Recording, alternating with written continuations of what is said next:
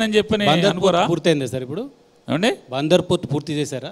మీ NTV విలేకరిని అడగండి ఒకసారి, బందర్ ఏ స్థాయిలో పోర్టు జరుగుతుందో. మీ బందర్లో కృష్ణా జిల్లా ఎన్టీవీ విలేకరికి ఫోన్ చేసి అడగండి, మా లైవ్లో అడగండి. పోర్టు మీ బందర్లో ఉన్నటువంటి ఎన్టీవీ విలేకరిని అడగండి. బందర్ పోర్ట్ ప్రోగ్రెస్, మరి బందర్ పోర్ట్ ప్రోగ్రెస్ 2025 సంవత్సరంలో బందర్కి షిప్ వచ్చి ఆగుతుంది. అది నేను కాదు, మీ న్యూట్రల్గా ఉన్నటువంటి మీ ఎన్టీవీ కెమెరామెన్ అడగండి, ఎన్టీవీ విలేకరిని అడగండి, బందర్లోని, లేదా కృష్ణా జిల్లా వాళ్ళని అడగండి. బందర్ పోర్ట్ విషయంలో మీరు విపక్షంలో ఉన్నప్పుడు, అధికారంలో ఉన్నప్పుడు ఒకే స్టాండ్ ఉందా నాన్నగారికి? అంటే నేను అడగండి, చంద్రశేఖర్ గారిది పూర్తవాలా? ఇప్పుడు అలాగా సార్, మీరందరూ ఏంటంటే 15 మంది కూర్చుని మామూలుగా ఒక ఆవుదోడో లేకపోతే ఒక జంకో దొరికితే మొత్తం సింహాలన్నీ కలిసి మామూలుగా దాడి చేసినట్టుగా దాడి చేసేస్తే పూర్తి అవ్వాలి కదా. ఆయన ఏమన్నాడు, మీరు మీ ఎంపట కాపులు లేరు అని మాట్లాడాడు. నేను చెప్తున్నా కదా, లేరు అని మాట్లాడుతున్నాను. 10 మంది సార్, 10 మంది సార్, 15 మంది కాదు. లెక్కలు రాక కాపులు పూర్తి చేసినాక బందర్ పోర్ట్ దగ్గరికి వద్దాం. చెప్పండి. బందర్ పోర్టు చెప్పాను. బందర్ పోర్టు విషయంలో విపక్షంలో ఉండగా పేర్ని నాని స్టాండ్, అధికారంలో ఉండగా పేర్ని నాని స్టాండ్ ఒకే విధంగా ఉందా? ఏమైనా మార్పులు చేర్పులు జరిగాయి? మారితే మీరు చెప్పండి, నా చొక్కా పట్టుకోండి.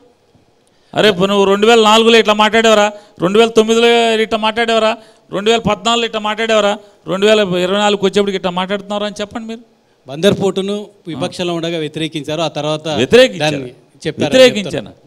చెప్పండి, ఏం వ్యతిరేకించడం అంటే మీ ఉద్దేశం ఏం వ్యతిరేకించాను?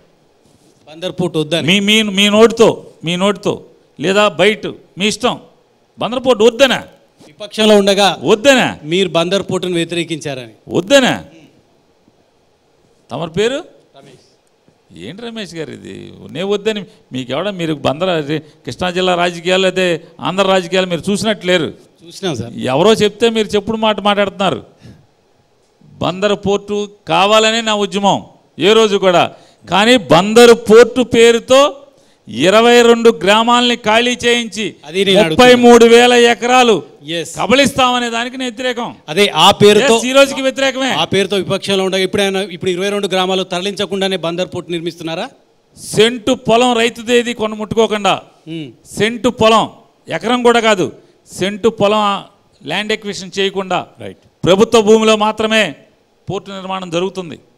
మీరు గతంలో 22 గ్రామాలకు ఫైట్ చేశారో ఆ 22 గ్రామాలకు సెంటు భూమి కూడా పోలేదని మీరు భరోసా ఇస్తున్నారు. భరోసా ఏంటంటే ఊర్లో అడగండి ఒకసారి.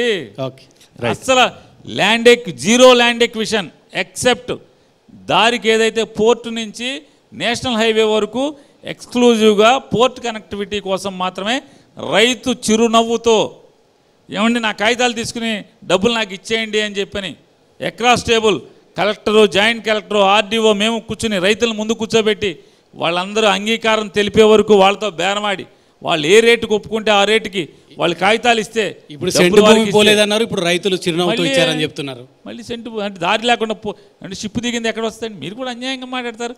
సరుకు దిగితే ఎక్కడికి వస్తుంది? దిగిన సరుకు రోడ్డు మీదకి ఎలా వస్తుంది? పోర్టు కడితే సరుకు బయటకి ఎట్ట వస్తుంది, లోపలికి సరుకు ఎట్ట వెళ్తుంది? దారి కావాలి కదా. పోర్టు నిర్మాణానికి నేను చెప్పింది, పోర్టు కట్టాలంటే 33,000 ఎకరాలు కావాలి.